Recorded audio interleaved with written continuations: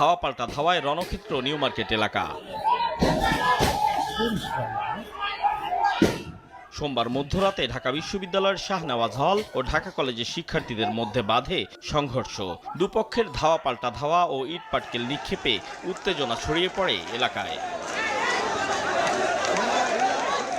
প্রত্যক্ষদর্শীরা জানান, ঢাবির শাহনেওয়াজ হলের সামনে ভ্রাম্যমাণ দোকান বসানো নিয়ে ঢাকা কলেজের শিক্ষার্থীদের সঙ্গে সংঘর্ষের সূত্রপাত। তারা সবার দোকানপাট ঠেইলা সরায়া তারা এই গাড়িটা মাঝখানে বসাইছে। ঢাকা কলেজের পোলাপান ৩-৪ জন আইসা ওনারা এটা বসায় চলে গেছে। পরে আমরা আবার আইসা এটা সরাইয়া এখানে যার যার দোকান যেভাবে ছিল সেইভাবে করছি।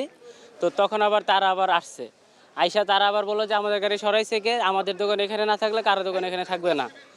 এরকম করে আর কি কথা কাটাকাটি হয়ে এক পর্যায়ে দ্বন্দ্ব বিদ্বন্দ্ব লেগে গেছে আর কি। আমাদের ইয়াতে হোস্টেলে আক্রমণ করছে, শাহনেওয়াজ হোস্টেলে। এই খবর পাওয়ার পরে আমরাও হল থেকে বেরিয়ে আসছি। ঢাকা কলেজের